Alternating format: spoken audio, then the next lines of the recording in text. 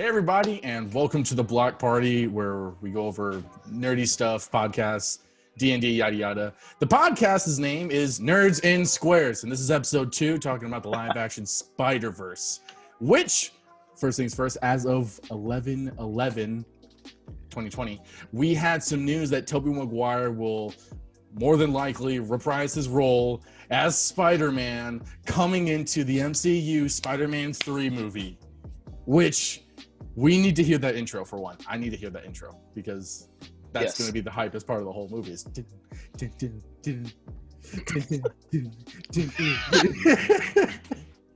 Legit. I can't with you.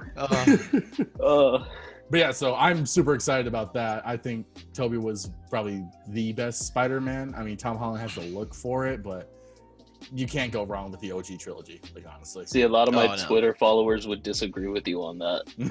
Really? A lot of my Twitter followers would really disagree with you on that. I put a poll up on who the best Spider-Man was, and Tom won.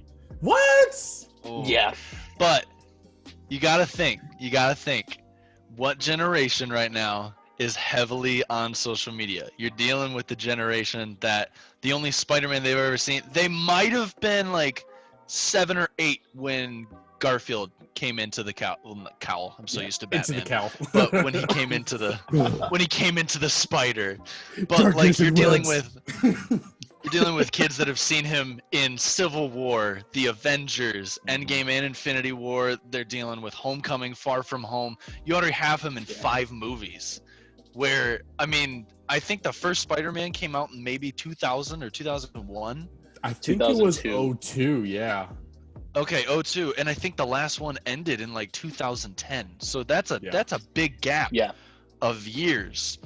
So that's the most, like, with us, we grew up and Tobey Maguire was Spider-Man.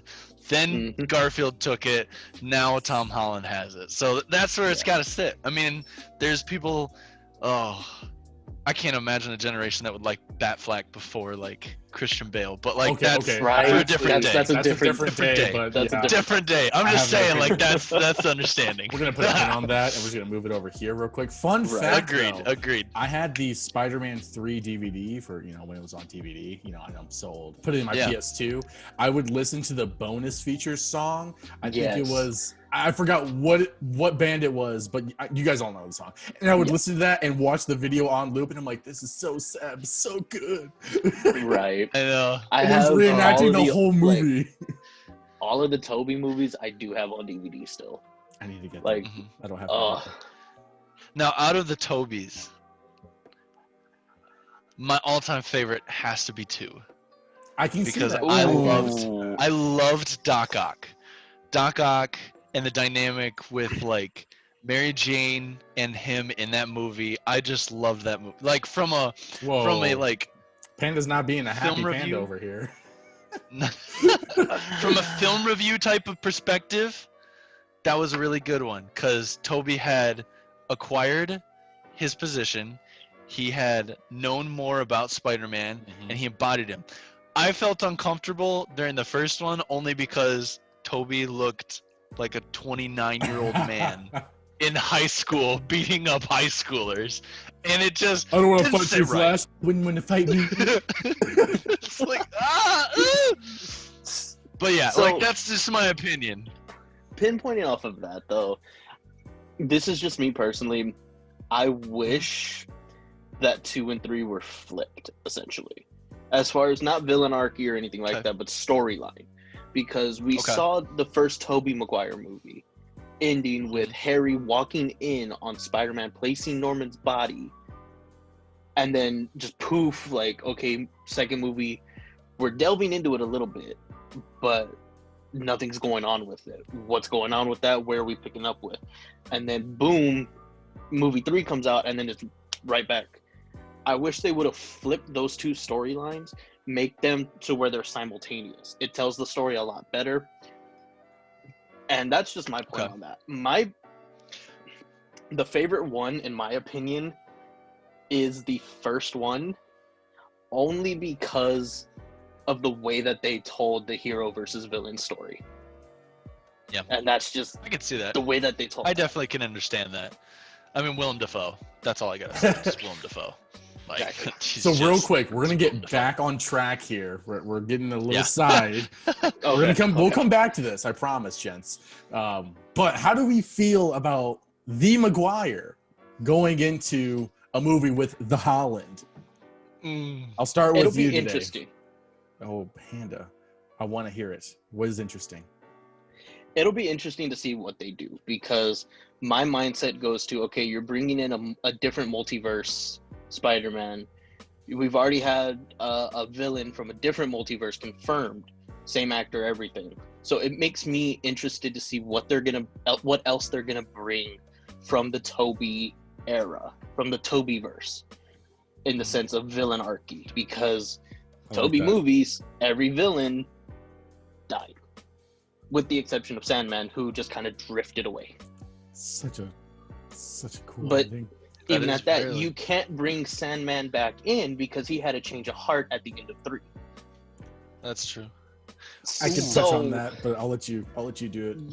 You can't really. I don't see it to where you can bring a successful villain in automatically to where there's already like a well-known connection between the two in the movie verse compared to the comic verse, because not a lot of people who watch the movies read the comics, so they're gonna be just like confused a little bit in that sense. So I'm interested to see what else they're gonna bring from the Tobeyverse. So one thing that I've kind of thought about, because like I love watching movies for like as a review perspective almost. I took a couple of film classes and I love like the composition of a film. So one thing that I was thinking about is, instead of taking dynamics from the characters in the plot, what if they took dynamics from the plot of the characters? So what I mean by that is, what if they brought in we've all seen Spider-Verse, correct? Yes. Okay, so there was the other world of Peter Parker where Peter Parker and MJ like divorced and such.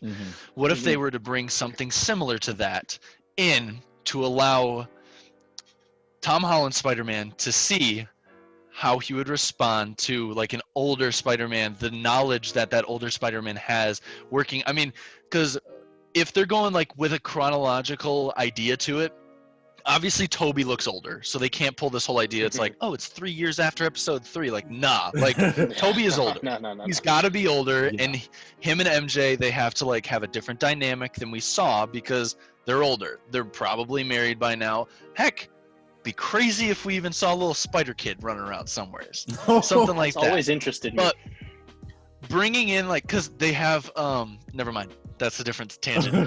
But I keep thinking of like the DC like shows and how they throw all the people in, and like let's see on the track. Tom Welling. Yeah, I know. Sorry, but like bring in almost the dynamic of that, because I even thought a great conversation would be Tom Holland talking to Andrew Garfield and Tobey Maguire as like Peter Parker's, and them all talking about the fact that Peter wants to tell MJ and bring her more into everything. Now, you also have the idea that at the end of Far From Home, which, I mean, have we all seen Far From Home? Yes. So I can do a spoiler for that. So the end of Far From Home, spoiler alert. Spoilers. Stream, if you haven't watched, spoiler alert. They're under a rock if you haven't. Mysterio sent that video out and exposed Peter Parker and pretty much blamed him. So now we're dealing with Tom Holland as a hated Spider-Man. Possibly. We'll probably have, there's probably going to be like the hardcore fans for him that stay and it's obviously Mysterio. But people Flash loved Thompson. Mysterio. He did it. So like you're bringing in that dynamic. A really cool scene would be all three of the Spider-Man talking, and that's so majestic for some reason. But all three of them talking, and Andrew talking about what happened to Gwen, Tobey talking about like his relationship with MJ, and why Peter should really contemplate his relationship with MJ. Like, from a perspective of the drama of this movie, there could be so much. There could be a lot. And the writers, they definitely have the writers for it on Sony or on Marvel's side, because Favreau's good. That was amazing. What I want to throw in there real quick is going to bounce off some of the things you've just mentioned, which I've already wanted to bring into this. So I'm so glad you said the things you said. What if when they bring in the Toby Spider, what if he's actually the dad of like Gwen, Spider-Gwen? You know what I mean? So it's like, yeah, he has a spider kid, and it's Spider-Gwen. And instead of them being happily married, they're actually divorced because their relationship was already rocky as is, but you know they always come back together at some point. It's like an on and off thing. That would be a cool way, one, to introduce Spider-Gwen, because I'm sure Marvel can't deny a strong female character, you know, and she's an amazing character as is. So that would be a cool aspect to see in there, especially because we kind of got a glimpse of it in the Into the Spider-Verse movie. And that would be an interesting conversation when Andrew's Spider-Man talks about how his Gwen died, but Toby's Spider-Man's Gwen, one, there's two, because there's his actual ex, and then there's this kid. You know what I mean? And then the Andrew Spider-Man, he could also talk about the MJ that he's just introduced to, because there's an unscripted Spider-Man, Amazing Spider-Man 3 where, or I'm not sorry, Spider-Man 3, it's Spider-Man 2. Spider-Man 4. Was it Spider-Man 4? Yeah, it would have been Toby's 4. No. It's the one for, that you sent me? for Garfield's. I know which one. So it would have been 3. Yeah, Garfield's. Okay, then yeah, it would have been 3. But it was actually 2 because Gwen was still alive in it. Anyways, so he's it's the one of the original cuts for the Amazing Spider-Man 2. But he's introduced to MJ by Gwen, kind of like how it was in one of the animated series. I think it's called The Spectacular Spider-Man. But he could talk about how since Gwen died, that MJ is kind of like being his rock, and he's getting into her. And so there's these two talking about their different versions of MJ, which is more probably canon-like, and then there's Tom Holland Peter, who's like, one, there's his MJ, which really isn't the actual MJ, so he's not going to experience the exact same things they're going through. So those two Spider-Mans are already going to be like cool, but also like awkwardly like bouncing off each other. Whereas Peter, you know, Tom Holland Peter's like, I don't know any redheads. And to go into real quick, we can go back and circle on this point after Panda says his things. But what I wanted to say is, Mysterio did tell everyone, hey, he's Spider-Man. What this opens the door to is two things. One, the Skrulls. The Skrulls can come in and shapeshift and be, one is Spider-Man and the other one is Peter. One, that brings a different dynamic to the movie. So there's two different plots. One's Peter trying to identify who's who, like that they're two separate people. And then there's the Into the Spider-Verse movie.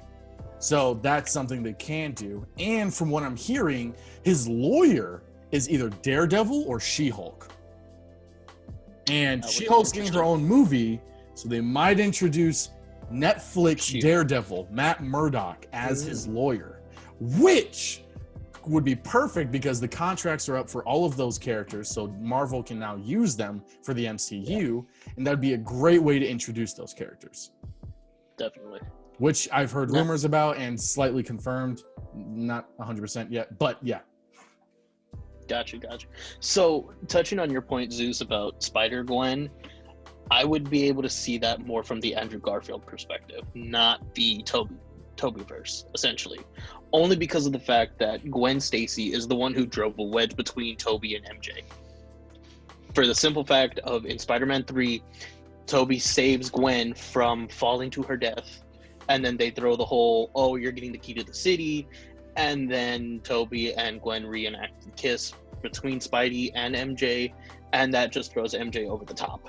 Because it's like, you did our kiss with her, like, what is that? So there's that wedge already. So it could also work with the Tobyverse, because it could be, you know, that Peter wanting to name the daughter Gwen, because and MJ not having it. The other Gwen could have died and then too. Splitting. That too, but again, to that point, I don't see that really picking up in the Tobyverse. From the Andrew Garfield that perspective, would also and the Andrewverse, that would make perfect sense. Yeah. They would also need to preface that, like, heavily. like there would have to be like at least 20 minutes where you actually see the turmoil of like how how Maguire's like Spider-Man acted with Gwen dying. Like there would have been a lot extra. Yeah. And I feel like not having the extra movie for that, it would have been weird if they're just like, oh yeah, she died, and so he named her kid after that. It's like, what? Like I get that. I mean, it is a possibility. It was just no, it is a possibility. I mean, anything's a possibility. It's a very big possibility. Anything's possible. It's possible. Right? I mean, Marvel has done that to where they've taken what seems impossible and made it possible. But at the same time, there's been a lot of confusion in those aspects. So again, it's going to fall onto whose name we see first in those opening credits. That's really what it's going to fall on. Yeah, it is going to be weird. It's going to be very weird.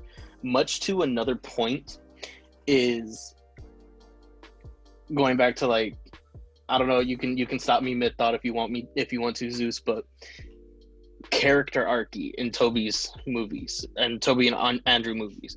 I wish they would have focused on Gwen Stacy in the Tobey movies and then MJ in the Andrew Garfield movies. Kind of telling it in the perspective of the actual love interest and how the order they came in. In the order, yeah, I get that. I mean, the Amazing Spider-Man one, they did do it right at first. I mean, the first two movies was Gwen, and she died the way she's canonically supposed to have died, which, fun fact, she's the only Spider-Man character who has not come back from their death. In case you guys didn't realize that. She's the only Spider-Man character that hasn't come back. Her death is death. You mean in the comics? Yes. In the 616. I thought you were talking about movie-wise. Yeah. I was like, I was like, Doc Ock's not back. Green. I was like, there's a lot that aren't back. I was like, what? Let's clarify that. On that one there.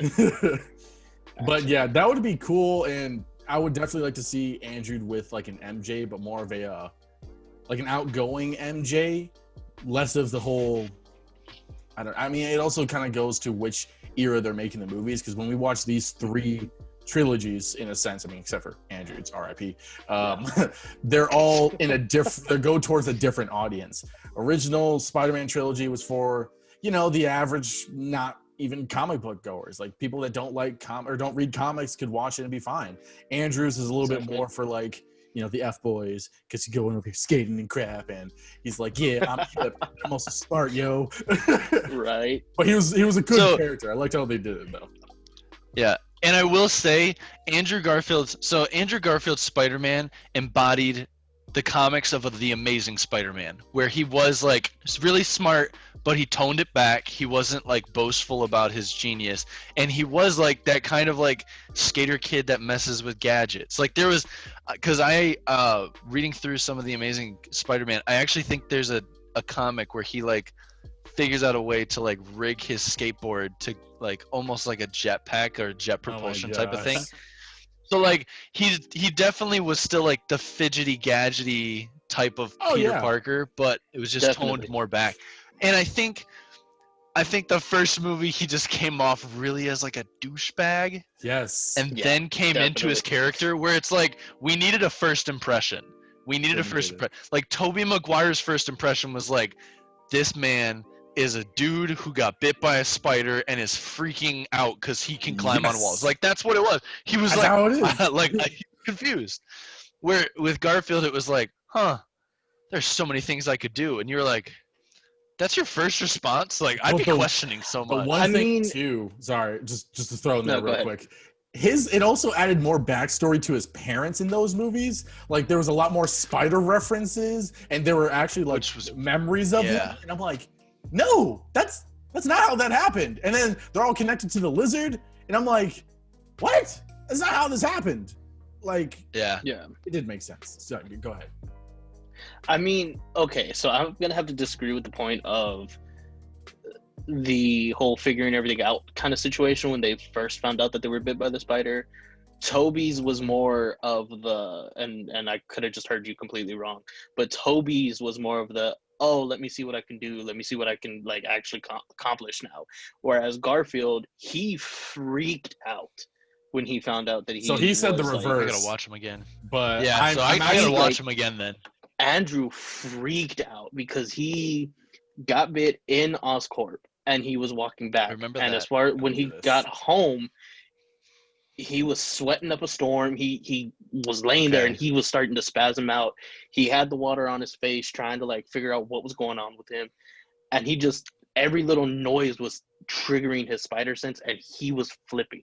Whereas Toby was like, I got home, I don't want to eat, I'm gonna go to sleep, wake up, oh look, I got muscles, what else can I do? And then goes and fights Flash. I will say, I mean, they both freaked out. However, I'll say that Andrew's Spider-Man adjusted a lot more quickly than Toby's, in my opinion. Toby, that man was like death. He was like, I don't feel good. Let me, and he wakes up. He's like, okay, so I can see for one. I have muscles for two. And then he's like, what the frick was that? Just spewing webs. Like, they're all over his room, and Aunt May's like, the Pepsi can. Okay? Yeah. Are you okay? The Pepsi can. I just remember the Pepsi can scene. You go to throws it across the room. You go to Andrew, this man's already rigging up webs and stuff. He's like, oh, I already know how to do everything. Like, I already got a costume and all. Yeah. Like, I think that, should we just call you Chandler or the Waji? Like, just call me Wage. Wage. So I'll go with Wage's point there, where it was Toby's that was more, I need to adjust, because when he looked at his hands and it was the whole zoomed in scene, which I'll never forget it, where you see like the hairs and crap coming up, and then he's like, that was I could cool do scene. Stuff, and it was the let me start climbing on a wall. Yes, and then he's genuinely testing out his powers. You know what Andrew does? He goes skateboard. He's like, I didn't know what to do. I got rigged up webs and stuff. Like, let me get my spandex ready. I was prepared for this. But that was also another difference. Was like, I remember watching, because I watched Andrew Garfield's before I got into comics. His was actually the reason why I got into the comics, because my dad has always been Spider-Man. Literally, his office, he has shelves upon shelves of Spider-Man action figures from every movie, comic, everything. He has like limited editions, first editions, entire box of comics. So when we watched Tobey Maguire shot webs. He shot webs. Yeah. It wasn't web shooters. He shot the webs. Go web, go. I'll pop it away. I forgot him. That was the best scene in all of Spider-Man. 100%. Oh my gosh. But so when I saw Andrew Garfield and then he like made the web shooters and then did it, I remember I was like, wait a second, why can't he shoot webs? And then my dad was like, well, there's actually quite a few comics that's how Spider-Man was. And so I was like, really? So that's when I got into comics. So I liked that they actually did that. Like they definitely tried to do a more comic book style, where Tobey's Spider-Man was almost a more of superhero, like this is a superhero movie about Spider-Man. Mm-hmm. Where Andrew's was almost like, let's take some of the comics and let's implement them. Let's start to dive into the backstories. And then they were like, let's throw in Electro, and people were like, okay. He's black. Like, well, it wasn't that. It was just the fact that it was like he's wearing a hood. Like, this is some weird vibes. That's like, the next point I want to get into. But Panda, if you have anything to say, go ahead and fill that in there.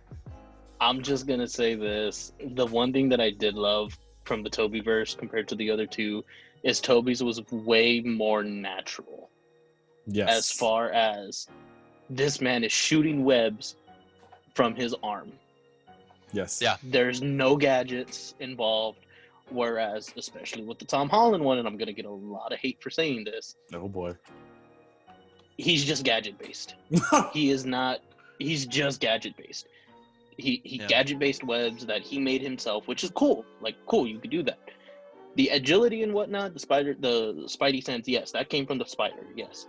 But give him the ability to actually shoot webs without the gadgets, in case the gadgets fail him. Because without the gadgets, he's nothing. And just like what Tony Stark told him in the movie, if you're nothing without the suit, you're not ready for this. If you cannot be a superhero without the gadgets, you're not ready to be a superhero. Yeah.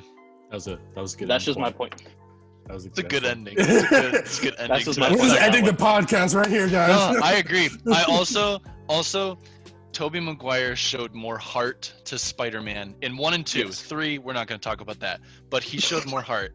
The scene, don't. It's like PTSD for me almost. Like that scene, literally, I can't watch the movie because of it. Like I have tried to go through that movie. I get there, I'm like, shut the laptop, and I just sit there and contemplate the fact that it was made. But the scene, in episode 2, I'm so used to Star Wars. The scene in 2 when he is stopping the train, that is still one of the best scenes and the best feel-good superhero scene ever. Dude, for real. You see everything ripping, and this man is like genuinely in pain trying to hold this train back. Yeah. Like that's, and then the fact that like everyone on the train saw his identity, they didn't care. Like they literally just passed it. Like there was so much heart in that scene that it's just like you sit there, and you're like, ha, ha, ha. And to that point too, with that scene, Doc just shows up and he's like, I don't care. All right, I'm getting him. He's just like, I know. I was like, oh, you got to go through me. Like, did y'all not just see what you did to the spider? And he's got powers. I love how literally he goes, fine, and then he goes, spread him. He like really rocks and just takes them all out. All right, so we're gonna bounce. We're gonna come back to this because that's actually something I want to go into. It's one of the points with Sammy Raimi and his directing skills. But the second point of this topic of Spider-Verse is Electro is coming back.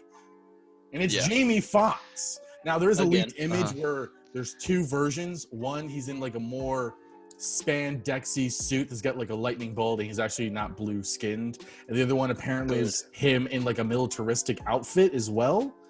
I don't know the whole deal on what they're going to do with Electro because it's actually been leaked. This wasn't supposed to be officially announced yet. Well, they eventually did. But how do we feel about Jamie coming back for Electro? Wage.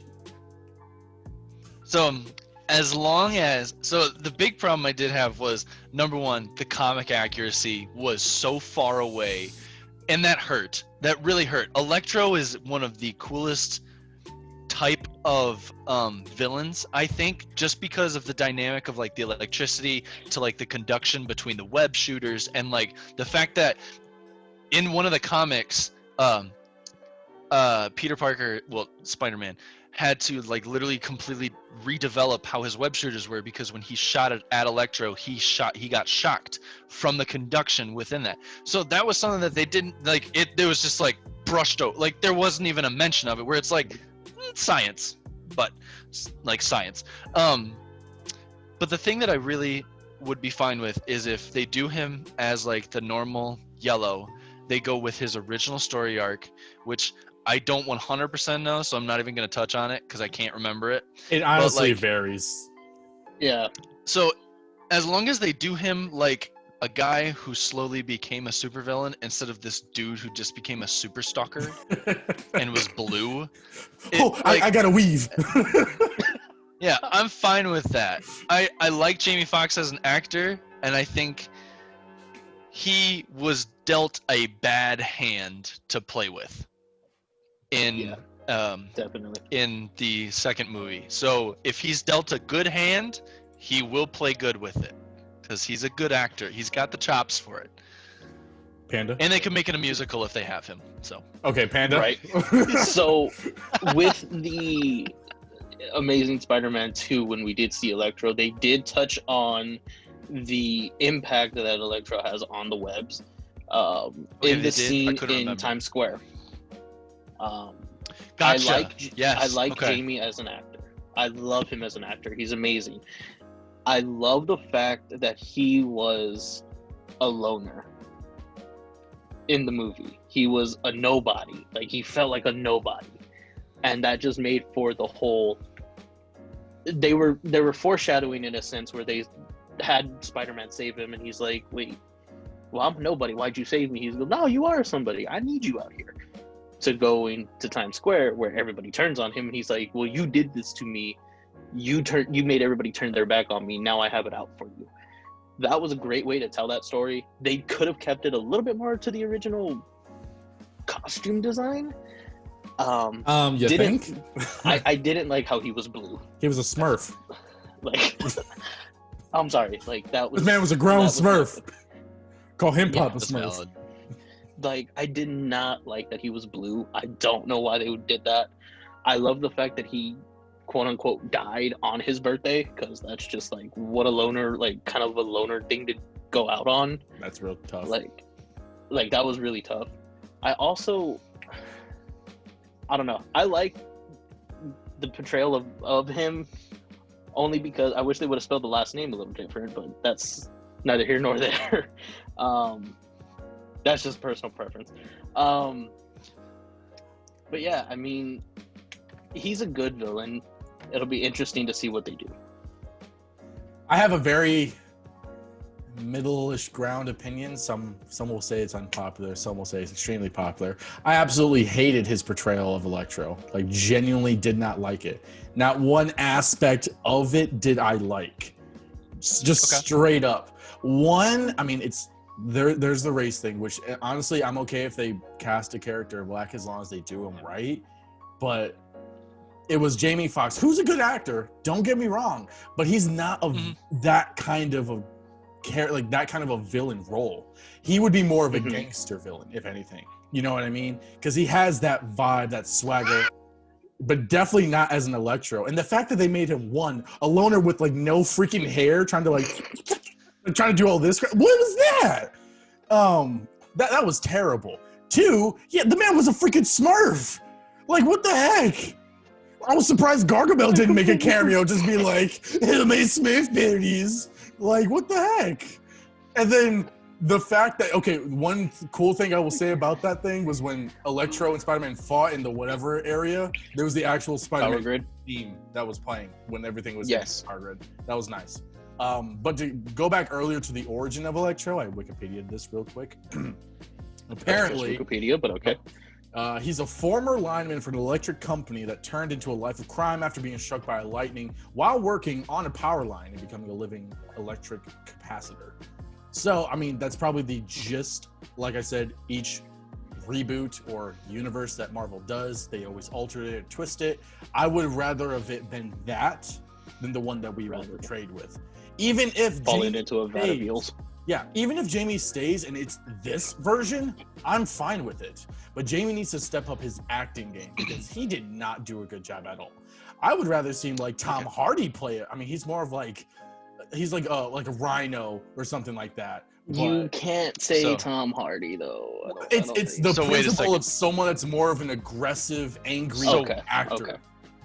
Gotcha. All right, so real quick, Panda, have you seen The Walking Dead? Yes. And you've seen like Negan, like current and such? Yes. Okay, so fan casting for Electro. Hear me out. Do you remember Negan's right-hand man? Yes. Search him up real quick. Yes. Me and Zeus talked about this. Stephen Ogg. Yes. The whole idea of like his hair is perfect for it, his facial hair, his mannerisms, his everything. Literally, I like when I was talking to Zeus about it, that's what I looked up on my phone. I looked up our DMs because I was like, what was his name? And then I looked and it was Negan's right-hand man. He would portray it because even in The Walking Dead, you could see like he was very calm and collected sometimes, and then other times it was like, I'm gonna hit you with a bat, you're gonna cry, and I'm gonna watch you bleed. Like that was how he was, and I could just like literally see. I would even be fine with him actually in like the Spark mask.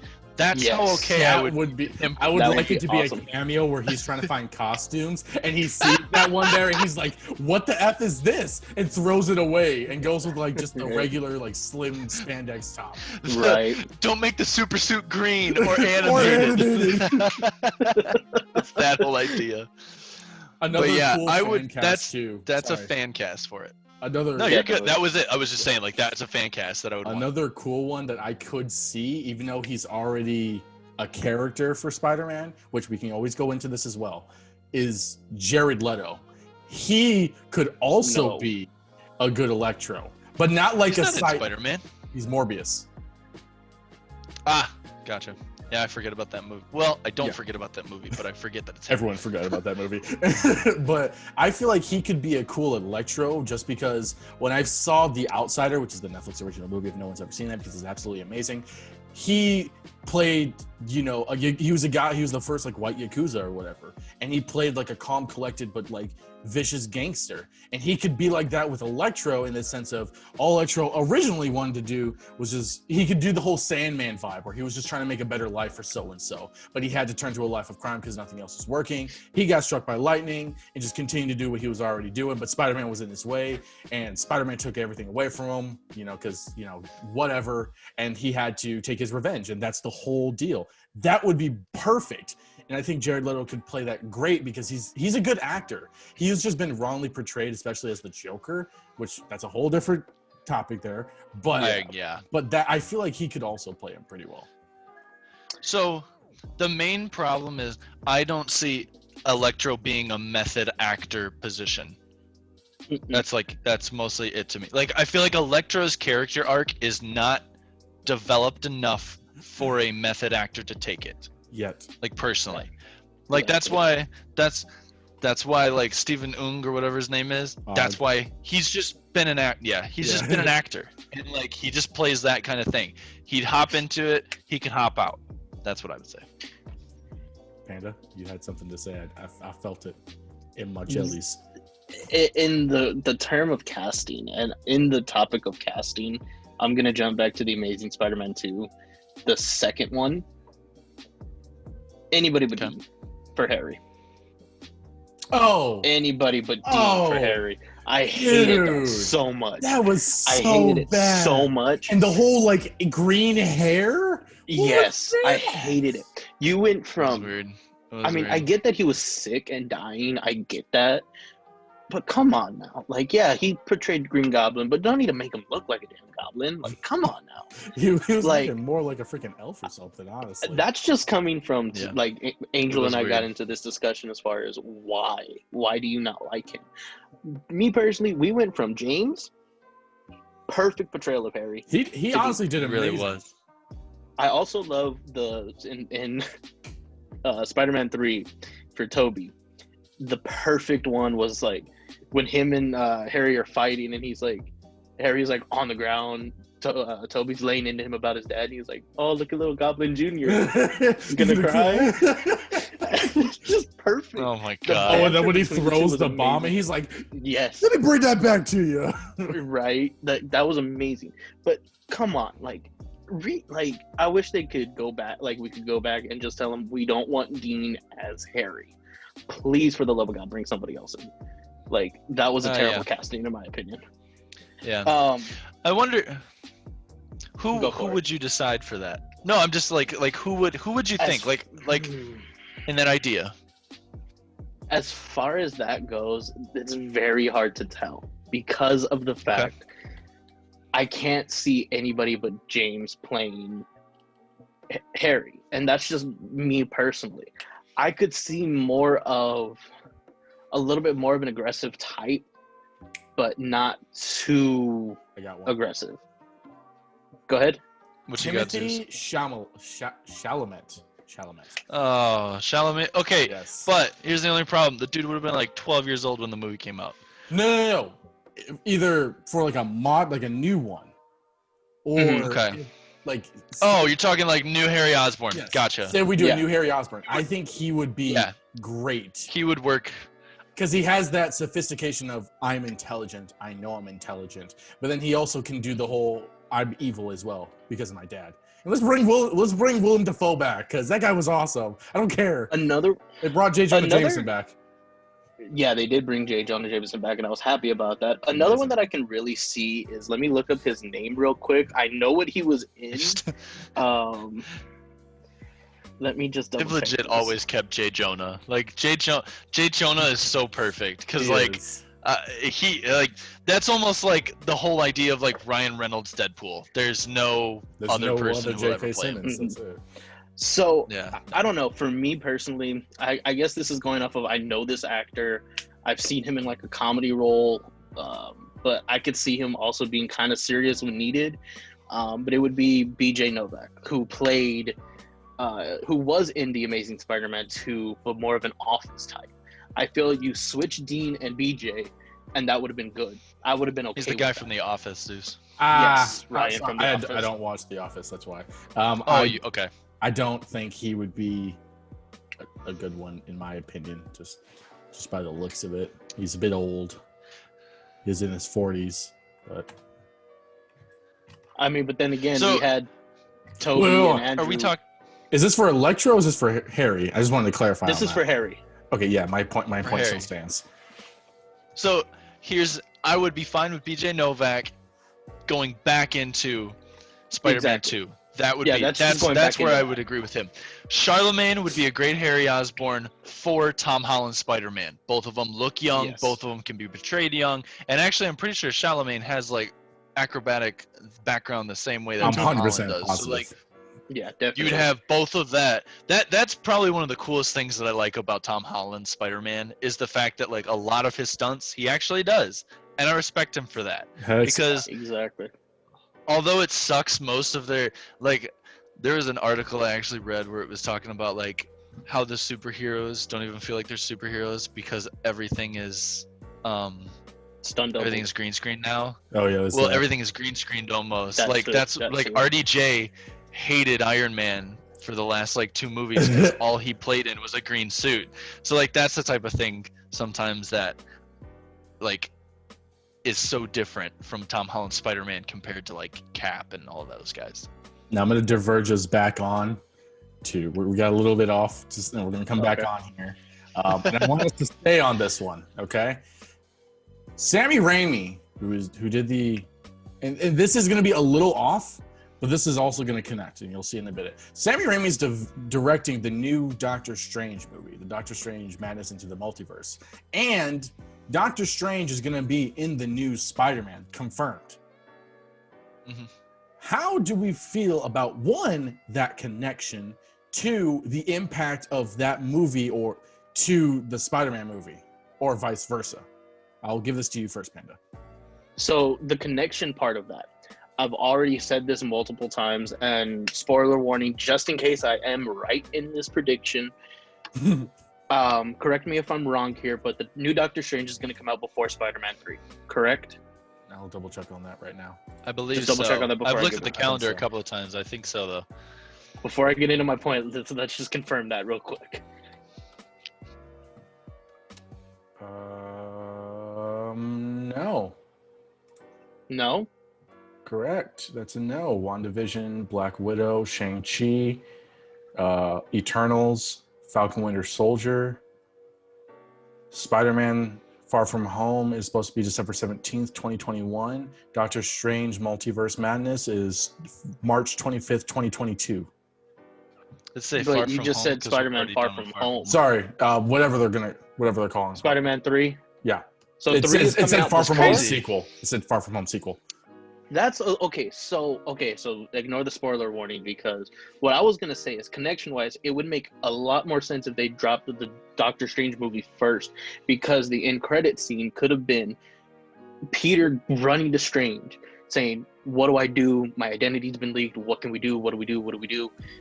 And then him saying, "I got you. Don't worry." Opening up one of those portals, them jumping, and then them looking like a shot from them from behind, looking at 2 shadowy figures and walking up to him slowly, and right before we see who they are, just end credit, bringing in the 2 new the previous Spider-Mans and picking up during the conversation. That would have been a perfect way to set that up connection wise. With it doing the other way, I don't know how that connection is going to work out. We could still see it in the beginning of the movie for Spider-Man. I see that connection being made. Sam Raimi, though, I don't know how I feel about that, to be honest with you. I mean, we won't go too depth on it just because it's a little bit off tangent, but I just wanted to let you guys know there's connections there, but go ahead. Yeah. So, one thing. I love that end credit scene because I love the mysterious one. Another one, which would be hilarious, is if you see Strange open up the portal and then because everything gets cut off. I swear, if you say a Pepsi can, I'm out of here. No. So you see Garfield's Spider-Man is almost he's swinging currently and then just swings, but it cuts his string off and he just flies into something. Because his character has always been the goofy or clumsy Spider-Man. Oh yeah. Like there was a meme going on where it's like, and like Tobey Maguire's Spider-Man would have caught Gwen. I remember seeing that meme. And I was like, but like that's the whole idea. Like he's a clumsy Spider-Man, so like I could see that, and almost like a situation where like Tobey Maguire would be like sitting in a chair and like he'd open it up under and like Toby would just fall on the chair and like he'd be sitting there with like a pizza or like a pizza box on like something like that, like here's squeaks. Yeah, like he's just like he just looks around, or he's on his bike, like he's still delivering pizzas. And, like he's on the bike and just falls through the. You see the pizza box about to fall, he just wings it through the portal. Right. No, actually, that's a good idea. See, him delivering the pizzas, like a good callback for that. For the end credit one is him on that delivery that he had to do in Spider-Man 2, I believe it was. Where he had to be there in 9 minutes. Dude. Where like he's like, but flip it to where he's almost there. He's walking in the door. He's not gonna be late. And then the portal opens under him and just funk, like ruins it. And ruins it for him. That would be dope. And what if it's like that footage? Like what if literally we're watching the end of Doctor Strange and then randomly this scene from Spider-Man 2 starts, but like then no. But first you hear the intro theme. Yeah. Okay. I mean, much to your point too, so we can crazy. also bring the can back and it just have him like figuring out the powers, webbing the Peter's can, just, and like, the portal drinking opens some and it soda. just comes up, like comes through the portal, knocks Tom Holland in the head. Or he's like falling through the portal and trying to save himself, but he like shoots his web and just grabs a Pepsi can. Literally, there's so much other things, and he hits a Pepsi can perfect and pulls it in. But instead it hits Doctor Strange's head. Yes. It's like, where was this when I was practicing the first time? Or Doctor Strange sees it, opens another portal, and then it hits Garfield. As he's getting like, up from out of nowhere, we're like, oh, there he is. Getting up from the fall, he falls again. Oh my god. Now, Spider-Man is going to come out before the Doctor Strange movie. And WandaVision comes out late, it's actually confirmed it comes out January of next year. Now, one speculation, Wanda's going to be the cause of the madness in the multiverse. So, because she's confirmed to be in the Doctor Strange movie.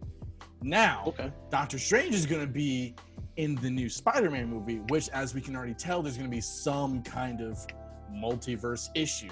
So, what I think is Wanda, whatever the events happen in WandaVision, that has to, because I'm pretty sure Doctor Strange is going to make a cameo. She's going to break the universe. And because of that, Into the Spider-Verse happens, but live action, obviously.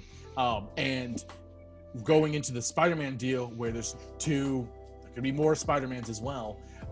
And they could, instead of doing the scrolls, they could obviously do the whole there's multiple Spider-Man kind of deal. He's not really Spider-Man, yada, yada, yada. And then with Doctor Strange trying to help Peter fix that, leads into the Doctor Strange movie, where the actual multiverse is broken, not because of Wanda necessarily, but because of something larger that she just kind of like opened the door to. I will let Wage go first on this one. So, one thing is, we know that Wanda is extremely powerful. Like, she's a very, very powerful Avenger. So, something I could think of is, if it all depends on how this show goes. The show, to me, I'm very skeptical of the show. Same. I don't know where they're gonna go with it. I don't know how many episodes. I can't even see it being more than like 6 episodes, because honestly, at that point, you're dragging it on. I think it's like 8. It's like it's not double digits though. They could stretch it. They could stretch it then. It depends on what the plot is. Definitely. So what I could imagine is if Vision is able to somehow, trying to think here, because Vision's dead, but he's back now because Wanda. Well, he's back, but it's with what I got from the trailer was almost like he's somewheres that he shouldn't be. That's almost what I got from the trailer. I will watch it again. So my idea is, what if they're in 2 separate, like what if we almost watch the show and it's Wanda is able to communicate with him and they're trying to figure out a way to get Vision back to wherever Wanda is, and that's what causes the problem. Like his death put him in a different reality of sorts, and she's trying to connect him to her main one and bring him back. Kind of. And we talked, and they also talked about, I mean, we have the whole idea of, I don't think they would have mentioned so heavily the whole like stones being removed type of thing. I don't think they would have shown the visual with like the line that the timekeeper showed where like the stones were rolling, she like flipped the stone and it like broke off. So what I think might happen is Wanda figures out a way somehow to do that, but what she does is she starts breaking the strains because Vision is a stone. So she pulls Vision in, which takes a stone from a certain reality. That's what starts breaking the multiverse. And watch it be right before the events of Infinity War. And so Strange is then trying to figure out, like, okay, so now we have this whole idea of this is all screwed up. It could be something like Into the Spider-Verse where we literally see the worlds clashing into each other. Because what I tried to figure out was, I was like, is it almost going to be something where Toby gets pulled into and Andrew gets pulled into it, or is it something where they get stuck there? Then, because if the Spider-Man 3 happens first, they get stuck there, Spider-Man 3, then we jump into Doctor Strange. Now we see Doctor Strange trying to fix everything because he's more in tune with the time stones. He's more in tune with the rest of the stones. He's a superhero that gains his powers from harnessing stones. So I think he would be able to do it. And Wanda's power has always made me skeptical because her power is so similar to the red Power Stone. So I almost wonder if they're going to implement that. They have 3 stones if it was Strange, Wanda, and Viz. So yeah, we're gonna cut you there. Panda has something to say. That was a lot. I'm sorry. That was a lot, but it was good. That was a lot of juices that we needed. I hate the both of y'all right now for the simple fact that y'all are in my head. So the reason that I say that we're related. That's why. Confirmed 8 episodes. That's valid. Confirmed 8 episodes, right? Or speculated 8 episodes. More than likely, it won't be anymore. Infinity War started with. It could have been. It was Infinity War. It started with Wanda and Vision on their own. Yes. Kind of roaming through the town. Vision did not look like Vision. He was a normal person. So, then of course we all know what happens at the end of Infinity War. Vision dies. Blase, blase. Yeah. WandaVision is going to touch on that particular story arc. It's going to show what happened and why they were alone, what they did when they were alone, leading up to the events of Infinity War. Wrong. Potential. I don't know. Potentially, okay, but it made it seem like yeah, that's confirmed. I was like, wait a second. No, potentially. Potentially. This is all specs. Like if I were making this series, this is how I would do it. Essentially, okay, cool. I would pick up from those events. Show what exactly happened, how they led up to where they were when the attack happened on them. Tell that story arc a little bit. Last couple of episodes of the series delve into like the second to last one. Vision dies. The last episode, Wanda trying to bring him back by doing exactly what Wade says.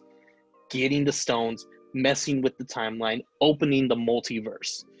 And then the very end of it, the multiverse crashes. That's when everything comes together for plotline of Spider-Man 3. That's how I would do it if I were the director of it. Okay. Now, did you have any more to input on that? No. As far as that goes, no. Like that's what we pretty much talked about. So I want to bounce off the Wanda powers. Because Disney has bought Fox, what they could do is confirm her the daughter of Magneto, because in Age of Ultron there was a reference that I'm pretty sure everyone looked over. They said that the stone didn't give them the powers, it unlocked something that was already within them. Everyone thought it was Inhumans because Inhumans was coming out a little bit afterwards, but since Disney bought it, what they could spin it off is that they're actually mutants. And it not only unlocked their mutant abilities, but also enhanced it. Well, at least Wanda's. And so that's why Wanda is so powerful, because They could go into the original story of House of M and freaking break the story or break the universe, man.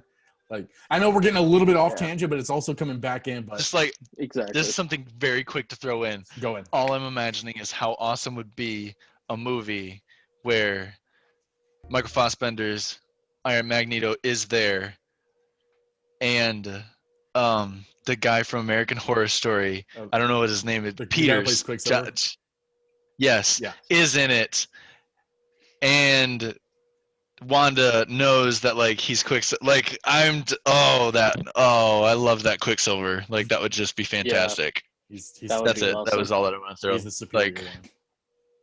That one scene where he just like was running around in circles while he played the music. That like major Star-Lord vibes, like hardcore. 100%. Oh yeah, definitely.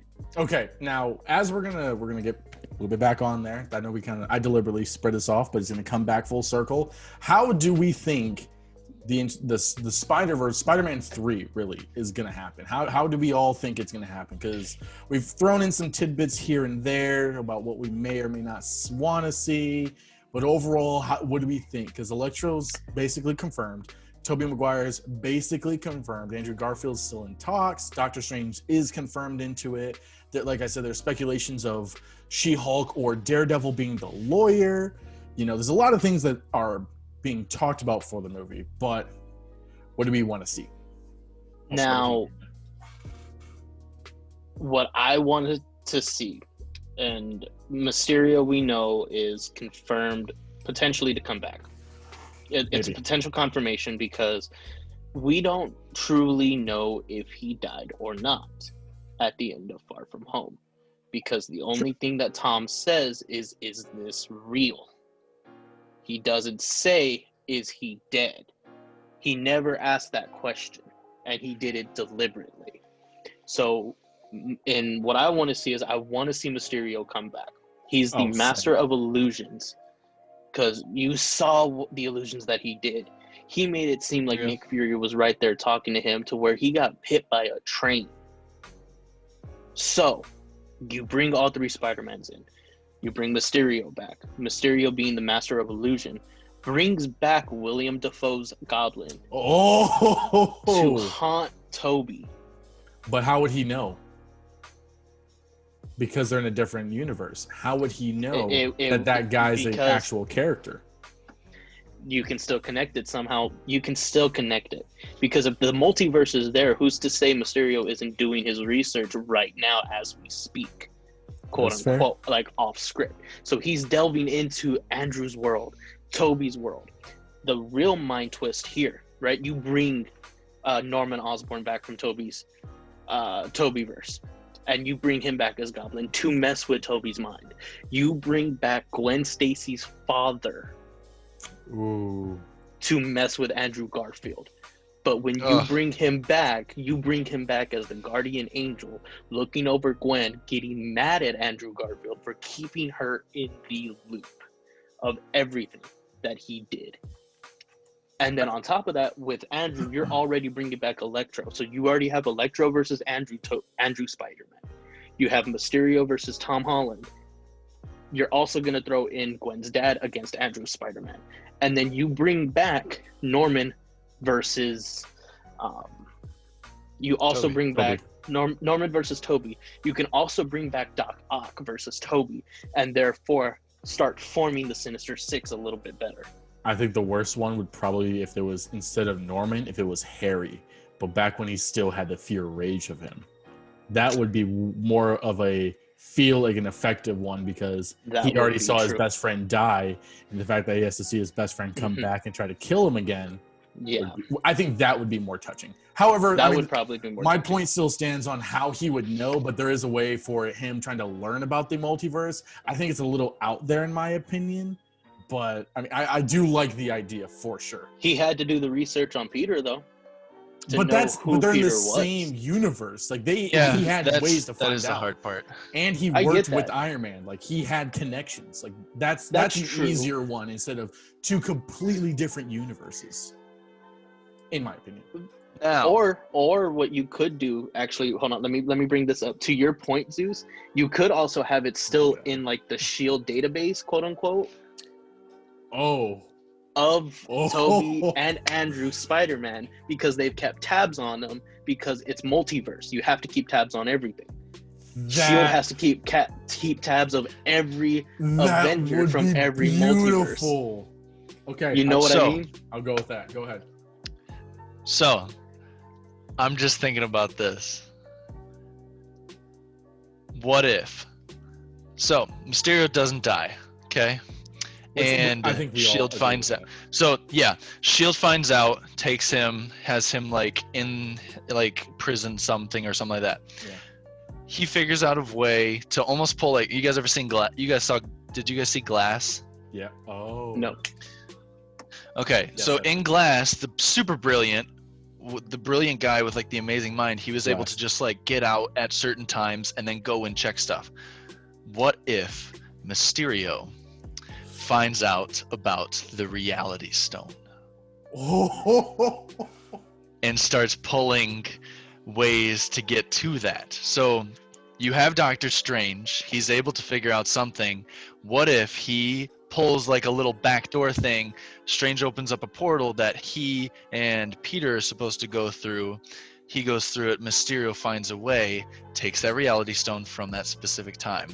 Then you're dealing with Mysterio having the ideas of the Reality Stone. Now the Reality Stone and the stones have a connection through all of the different timelines. Yep. So he takes that Reality Stone, who knows, maybe that Reality Stone is from Garfield's, is from something else. So then Garfield gets pulled into that, or Toby gets pulled into that. But I'm just thinking about a Mysterio that actually could manipulate reality. So not make it an illusion. To bounce off of that idea, let's say I'm pretty sure we're all gonna agree he's alive. There's no way they're gonna waste such a beautiful character, brilliantly done by Jake Gyllenhaal. I mean, Jake Gyllenhaal. Yeah, like you can't. No, come on, so good. Anyways, he's captured by Shield. Yes, pulls a Glass, which is gonna be a hella like nod because Sam Jackson was Glass, and it does it right underneath Sam Jackson's nose.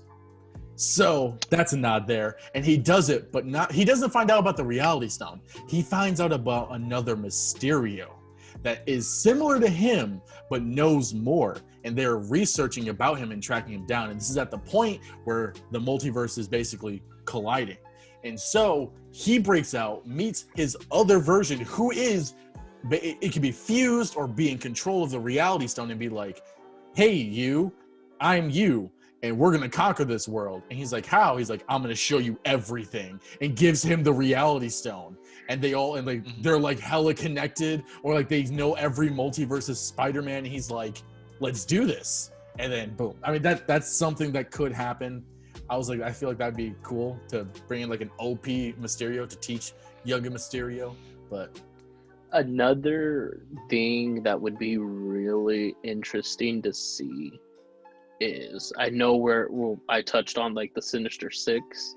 I know the OG Sinister Six is Crave the Hunter, Doc Ock, Electro, Wasn't it Vulture? Vulture, Scorpion. It's I think Scorpion. Yeah, Scorpion, Vulture, and then, well, there's Sandman and Rhino, and they kind of alternate. Yeah. So yeah, in Tom Holland's Spider-Man, Homecoming, we've got two.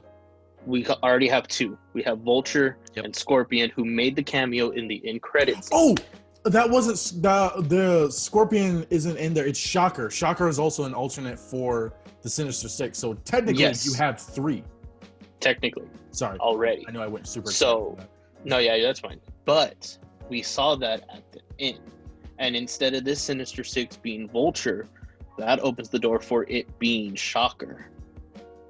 Because of the fact being, when Vulture gets in, Scorpion sees him and says, "Hey, who's your spider buddy? Give me his name. We'll take care of him." He goes, "No, I'm not giving him up." Vulture's not going to give Spidey up in that sense. In this case, Scorpion doesn't need him anymore. The identity's been revealed. So Scorpion is going to be a part of that Sinister Six, and they're going to take on all three Spider-Mans. But while that's going on, you're still going to have the mind games going on with the Mysterio. I mean, just bounce off that real quick, just one point. They could also, because Sony wants to have their characters, their Sony character, their Sony's characters, Marvel Universe, whatever they're freaking calling it.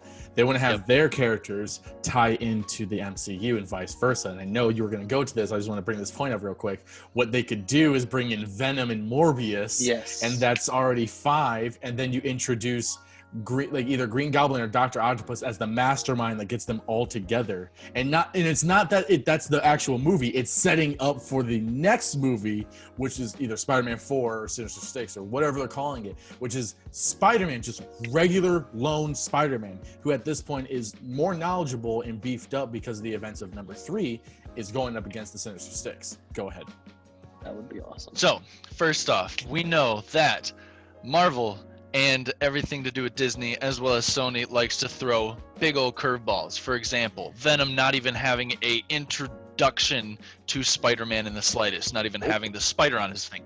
So, what if we have a situation where Tom Holland's Spider-Man figures all this stuff out, multiverse breaks, then we got Garfield and we got Tobey. Now, Tobey knows about Venom. He also knows that at some point Venom turns a little bit better. So the Sinister Six starts forming. They start seeing them start to form. Maybe even Mysterio has come back with Reality Stone or not Reality Stone. Somehow he's able to do there. Gets in, breaks out the Shocker, and tries to break out Vulture, or captures Vulture because Vulture knows the identity but still won't give him up because respect. So what if we deal with a movie where the 3 Spider-Men find Venom? Here's the thing. I don't believe Venom will be part of a Sinister Six because he is too far to the good side, and I think Tom Hardy is too far to the good side. They've had a good understanding. Yeah, he still is funky, and yeah, he still eats people, but he's an anti-villain. I'll go first on that one afterwards, but yeah. They're hitting really hard on the anti-hero version of this. Yeah. So if they weren't to pull the anti-hero of Venom versus Morbius, which that'd be a crazy movie, and if it wasn't rated R, I would write letters. If it wasn't rated R, I would write letters, because vulgar letters, like books, like Deathly volumes, Hallows books. Like I will develop a Death Note and start going through directors. Like I won't do it. You heard it here first. If you had the idea of a team built up of 3 Spider-Men from different universes, a Venom who isn't even implemented, and a Vulture versus the Sinister Six. Oh, kind of almost here's the odds. Another idea is the fact that we have Spider-Man taking on the Stark Tech cowl.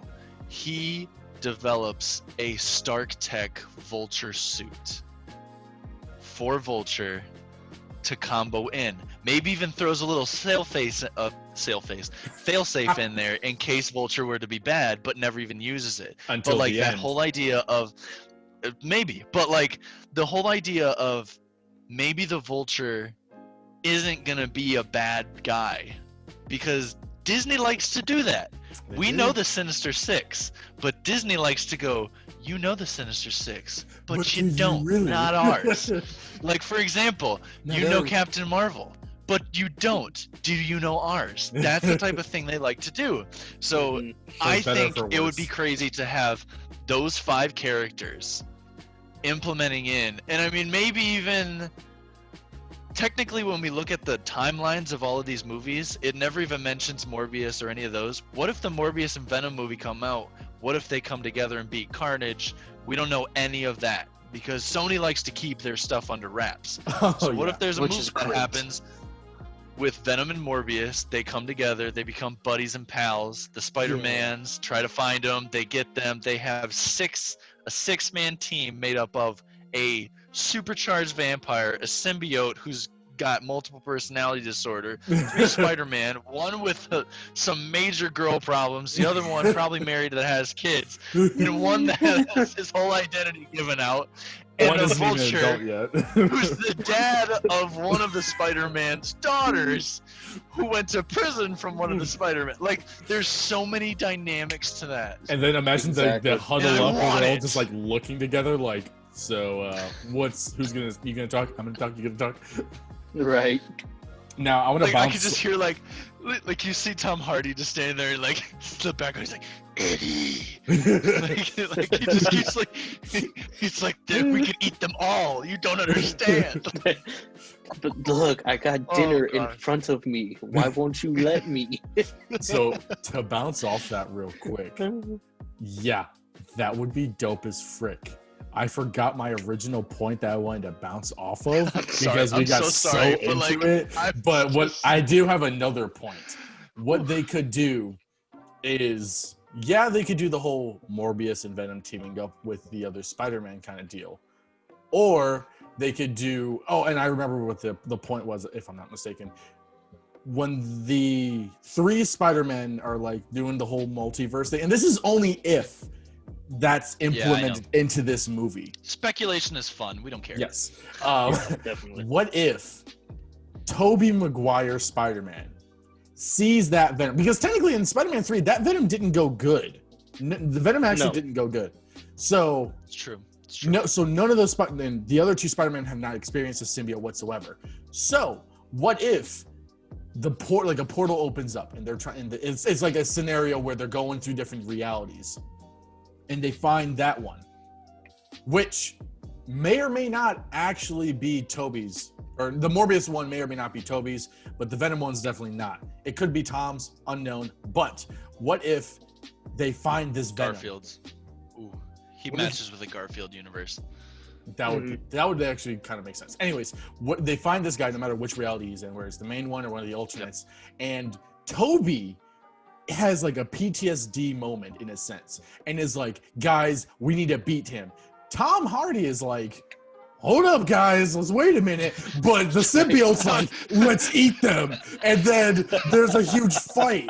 But it gets to the sense of Tobey Maguire's got Spider-Man, like, it's Tobey's, which is going to be symbolic. Tobey's is the one that downs him and like nearly kills him because he knows the whole like sound deal. And so he's the one that does it.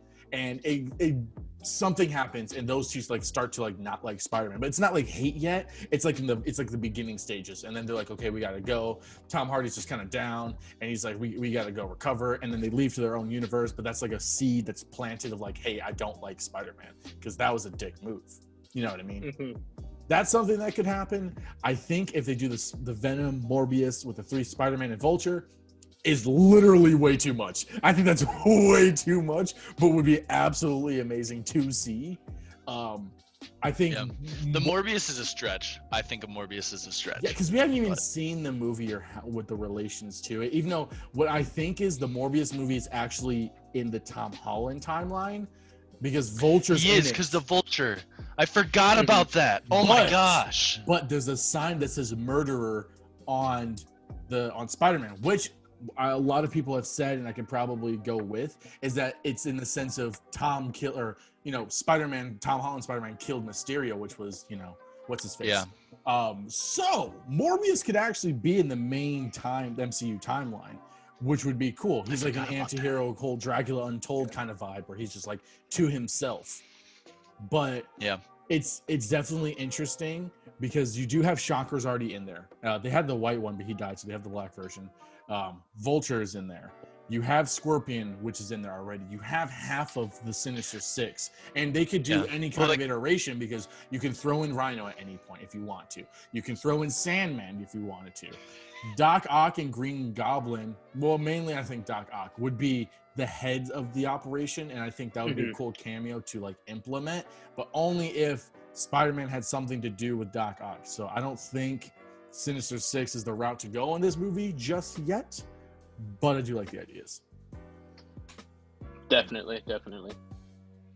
Panda, your points, or did you already forget them? I don't have any points. I don't have any points regarding that. I forgot about that. One thing that I did want to say is the guy who is playing Shocker, who is like in the end credits, is the guy from Far Cry 3 that plays that Voss. Never played Far Cry. You never played Far Cry 3? No, Oh my gosh. The dude, he's actually the only video game person who has won an Oscar. Like, they actually made a category because of how good this dude played his character. You mean for Scorpion? Yeah, for No, well, at the end, Shocker was the black guy because he had the.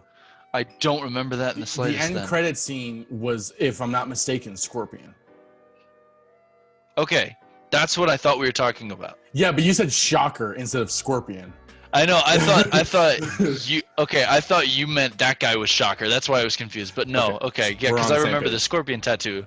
Okay, so yeah, but like he's such a good actor, and like I'm so excited for them to do anything with that because he was so good. Like he's such a psychopath. Like it'll just be great. But you could always introduce a Jason Momoa Kraven the Hunter. I thought about that. The only thing is, I know they've done some interviews with Jason Momoa, and they actually asked him, they were like, so Marvel DC, and he said DC all the way, and he actually said that, and he's actually said in interviews that he's turned down roles for the Marvel Universe. So I really think, which I'm okay with, if he actually has a loyalty to the DC Universe, I'm fine with that.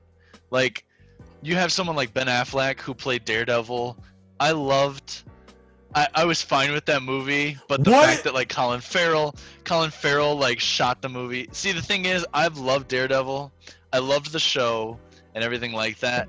I just had an unrelated that movie came out. Yeah, Ben Affleck was Daredevil. Colin Farrell was Bullseye. Bullseye. Ben Affleck was Batman. Colin Farrell's Penguin. Colin Farrell's Penguin. Yeah. Mm-hmm. Let's go back on topic. Not the same universe, though.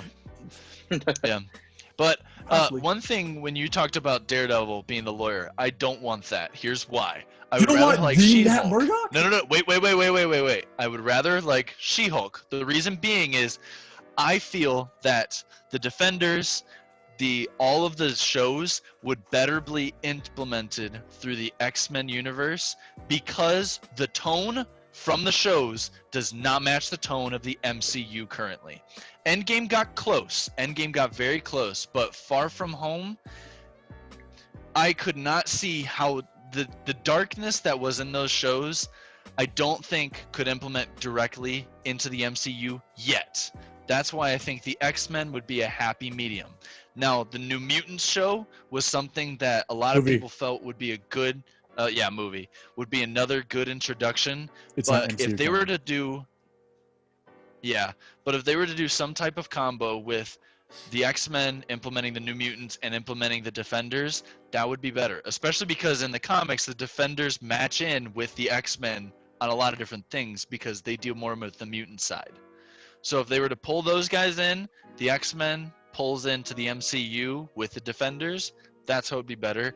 I would rather that only because Matt Murdock's tone and his tone by itself is so well developed that throwing it in with the happy-go-lucky Tom Holland and happy-go-lucky MCU is a waste. They have to do a little bit of a progression so that he can get in there. I'm fine with him being the lawyer, but that's if they already have a movie implementing those guys in. If you just randomly throw them in, you're going to throw off the reason why those shows were so good was because of the darkness, because of the nitty gritty. Like, these guys got the crap beat out of it. Like, Daredevil got the crap beat out of him the same way Batman got pummeled into a pulp by Bane. Like, it's that idea of this person is just a normal human with superhuman abilities, where you have Spider-Man, who, like Panda was talking about, is a kid with superpowers who was given tons of shiny objects by a sugar daddy. And people get mad at that. People get mad at that. I know that. But like, that's what happened. And I love Tony Stark, and I love Tom Holland, and the dynamic between RDJ and Tom Holland Spider-Man, that's one of my favorite things ever. I love the father aspect to it. I even love the banter that went from RDJ's Tony Stark and Aunt May. But the tone of Spider-Man in the MCU does not match with the tone of the shows yet. They need to have a transition. You can't just throw, like, you couldn't throw Christian Bale's Batman in with the Justice League, because the Justice League has this weird whimsical idea behind it, and Christian Bale's Batman was realistic. Bane was not super crazy strong. He was just a strong man. The Joker was a psychopath. Like, you have to match tones, and the tones don't match yet. That's why the X-Men would be a perfect transition, because the X-Men's tone is in between. They have the comic relief of Quicksilver and other characters like that. Even with Logan, there is comic relief. You pull Deadpool in with Quicksilver's dynamic, you can easily pull the MCU in with the nitty-gritty idea behind the Defenders. But just not yet. They need to hold those guys. That's a trump card, and that's a trump hand. You wait till the end of the game to play that hand. You don't just throw it in because people want it. You wait, and you put it in properly. Exactly. I'm just saying. Those shows were golden. I agree with everything Wage is saying. I don't have anything else to put or input for that. The thing that I do want to input is we saw a glimpse of Aaron Davis in Homecoming. We did. We saw a glimpse of him. Probably. What I want to see them do for this movie is develop him as Prowler and go into that to bring him, give him a little bit more light, because I feel like Prowler is one of the ones that kind of doesn't really get a lot, in my opinion. But I can see them spinning it to where, you know, hey, my nephew looked up to you, you let him down because you turned, and he hasn't been the same since. Now I have it out for you, kind of feel. That's just me. I feel like we could see a different side of that. I feel like we maybe don't even have to see it. You know what I mean? Just keep it the way it is. That's something that I would like to see personally, just to see how they would develop it in the MCU, essentially. Zeus other has than so that, much. Yeah, I can see it in his face. Yeah. He has so much. I have so much. You're making me bottle this all up. Are you finished with your Yeah, points? I'm good. Okay. Here comes the explosion. One, how dare you talk about Matt Murdock like that? Okay, I'm gonna get to your points, by the way, Panda. But real quick, He's fantastic. But the thing is, so She-Hulk's fantastic. getting her own series. So having her also be in the Spider-Man 3 would feel a little less impactful and a little redundant, and I feel it would be more impactful for Matt Murdock to be there, because one, yes, it introduces the Defenders, but it's not introducing that he's Daredevil or anything. It's just Matt Murdock as the lawyer, because he's always the whole downtown, I'm taking care of the backside because you guys are destroying everything kind of deal. And that would be an amazing way to introduce everyone and not introduce them at the same time. I can agree with the sense that they do work with the X-Men better because of their nitty-gritty style, but I think he would be a better fit because, one, the dynamic between Matt Murdock and Spider-Man would be pretty freaking funny to see, because he's a pretty serious dude, and that guy's pretty, you know, he's not only anxious because of probably the scenario, but he's also trying to crack jokes, and Matt's just all like straight-faced, like, this isn't funny. I'm trying to save your life here. And She-Hulk, I haven't seen how this actress plays yet, so I can't really say on how her portrayal of her is going to be. But her in her own series, I need to see that first, which it's not going to come out before Spider-Man.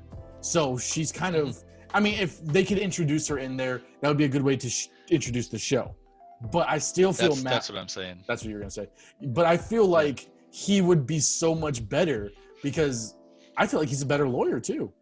He's a defense lawyer. That's his whole thing, you know? And he's always defended against anything, against his, against all odds, he would defend. And to also bring in Foggy Nelson too. And there would be points where you see Foggy there doing most of the stuff and Daredevil's not there. That would be cool too. That's a little nod like, hey.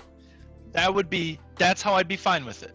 is if they had Foggy be his lawyer. No. That's but how it's I'd be both fine of them with it. there. But Matt's not there all the time. But I would. Come on. You gotta be cool with that. I know, but I just don't want to waste such an amazing character. Like the Punisher. I don't want him to be in anything until there is like Punisher a very realistic person or company or group that can be killed. Because like he's a character that cannot be implemented anytime earlier, other than like just random kickbacks. Like the way they did it in Daredevil 2 was great. Because it also tied into his show, because it introduced him right out the gate. Yeah, and dude, that's a different topic. We cannot go back. We can't go into it. John Bernthal is the Punisher, the best Punisher. That's really the end of my point there. To the point of Prowler, I don't like how they did Childish Gambino, whatever the dude's name is. I don't like how he was Miles Morales' uncle. I think one casting wasn't Donald Glover. Donald, yes, thank you. I don't think. Just so you can use his name. Thank you. I don't think Donald Glover was a good cast for it at all. It was a cool little nod because you put a up and coming celebrity, not even up and coming, like on the rise celebrity, in the sense of popularity. Like he was getting bigger and bigger and bigger, and so they hopped on the hype train. Anyways, they hopped him in there, and I was like, they also put him in freaking Solo too, in almost same 2-year span. And I just didn't like how he was. Like, when I think of Miles Morales... Josh Brolin, though. Like, he played Thanos and Cable in the same year. So it's I didn't like they're kind of used to doing that now. But I didn't like him as Cable. I really didn't like him as Cable. That's another topic. But I really didn't like him as Cable. I would have rather had, like, Kevin Nash or the dude from Get Out and Avatar. Those dudes would have been perfect. Anyways, but I honestly, Jamie Foxx would have been a better Prowler. I could see that because he has not only the personality for it, because especially if you watch Into the Spider-Verse, his uncle was such a cool guy, and he was always like protective and always helpful of Miles. And then flip, he's actually a bad guy, but he wouldn't really do anything to his nephew unless he didn't know it was his nephew. But seeing Donald Glover like that, Donald Glover is not intimidating, nor is he in a sense of like, yeah, I could be a bad guy. No, dude, you're either like a goofy main character or a side character. And there's nothing against Donald Glover. He's a great actor when put in the right roles. I just don't like that was his role.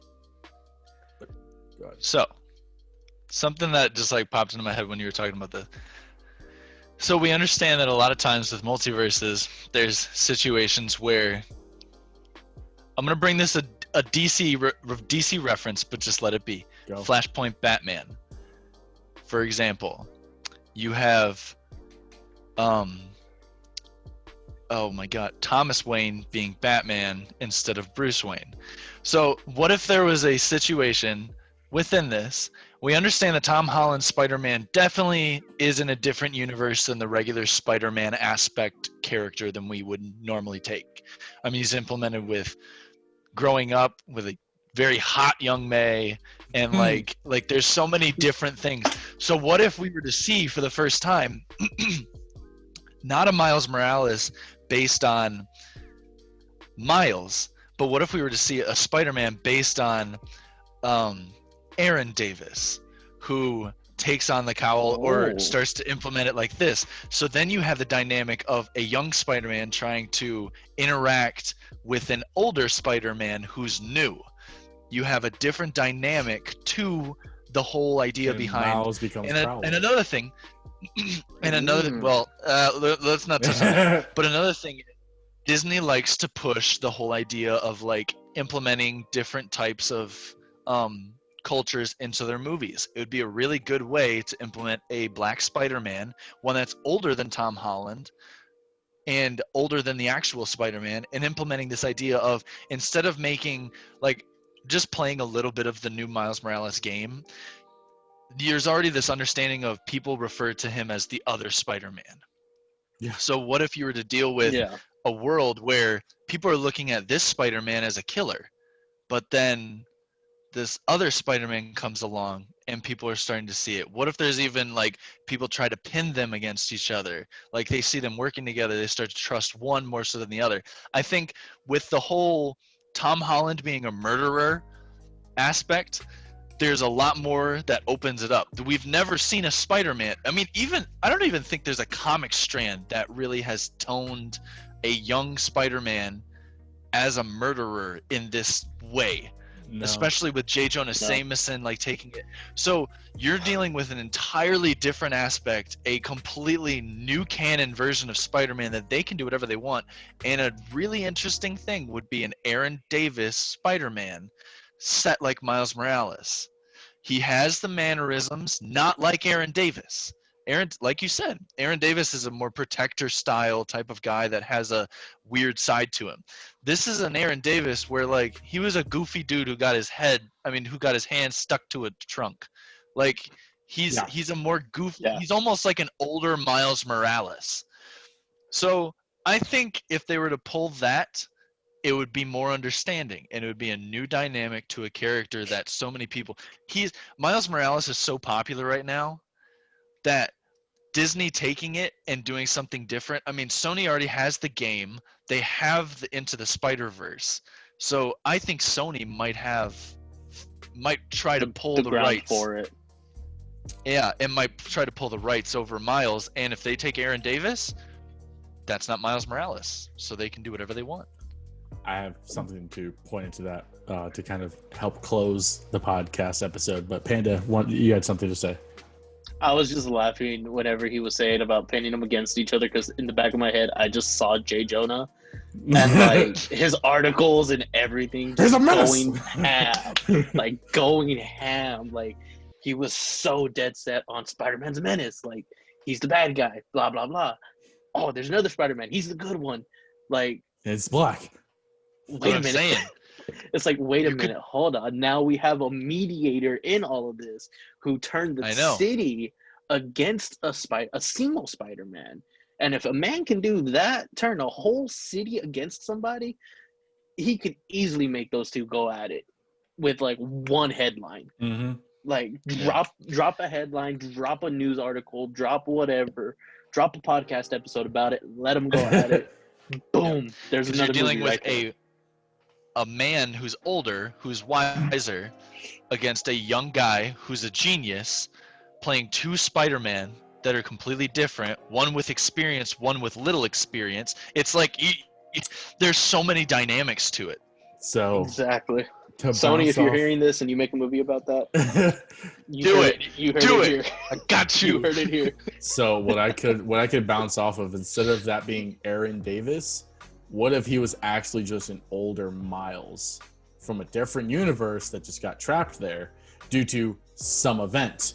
And he's just there pretending to be his actual uncle, who at that time is already dead. And he's been looking out for Tom Holland Spider-Man. So when Into the Spider-Verse live action happens, he's already there. Like, and it's like another scenario where he's one of the Spider-Man, like there to help guide him. You know what I mean? And then he runs into the actual Miles Morales, who at the time is probably a little younger, and it like plants a seed of the costume. Like he sees the costume and he's like, I like that, you know, something like that. That's just a little something to plant seeds, something that could happen.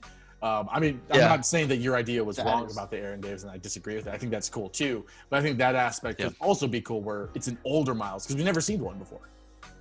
Yeah, that is a very smart idea, to be honest with you, because when they introduced him, it was just like, oh yeah, my nephew loves you. Like there was no name that was spoken. Nope. So I love the idea of bringing that full circle and being like, yo, and then I'm actually Miles. Sony could use that Spider-Man with Venom and Morbius. Yes. Yeah. Well, Morbius is probably. I'm also thinking about the whole idea of we have Chadwick Boseman who just passed away, so they're going to be looking for a black male lead, and I think if they were to pull, they actually will probably him into it, sister. Try to do something, but they'll replace him with his sister. But they're still going to want Falcon. I don't think can pull as much weight as they're going to try to put onto him. They're going to put a lot of weight on Falcon, and I just don't think he's going to show as much of a response. But you get someone like Childish Gambino, / 5 other people, who's an actor, who's a singer, he does everything. Let's get Denzel Washington pull him in. That is very true. All right, that's just a Denzel lot. would be great, honestly. That was a lot. So, a future podcast Long lost episode for uncle to users Chadwick. would have to be touching on what the direction is going to be going for Black Panther, only because I've seen a lot of discussion about it, and I'll share a little bit of it, just so that way we can kind of lean into maybe a future episode. Okay. Little teaser. But people are saying that they want to bring Michael B. Jordan back for him. They could to pull him be from a Black different Panther. universe They and could then pull it screw from up a the different universe, timelines but I again. don't And then see that it. could also be Yeah. that could also be a Exactly. way that they set up. So I mean, that could be It a way could. too, but I haven't said it, and I'll say it here.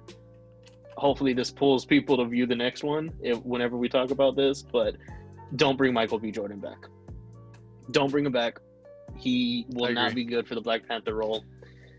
Yep. I will stand by that wholeheartedly. Let it be Shuri who takes I will over. hold my opinion on that one for if we also, ever talk about that. I would just be scared of Andrew Garfield's Spider-Man coming in trying to get him. Oh, you're a Black Panther, huh? Oh. Oh, Oh. hi. What's the reverse I of do, Cougar? I'm Andy. How's it going? My girlfriend died in a tower accident. I killed her. How are So you I'm doing? single. So that's gonna wrap it here for this podcast episode. Let Yeah, us we're know in the gonna- comments we're what gonna- you guys think. A pin in that. Yeah, we're gonna put a pin in that and slide that over. Put a pin in that one. No idea what the next episode's gonna be. We'll probably figure it out. It's either gonna be Grindelwald, DC, or the Black Panther topic. You will find out when that happens. But thank you for watching. Don't forget to like, subscribe. Let us know in the comments what you think. I'm Captain Zeus. That's a relatable panda, and that guy's a wage or a waji.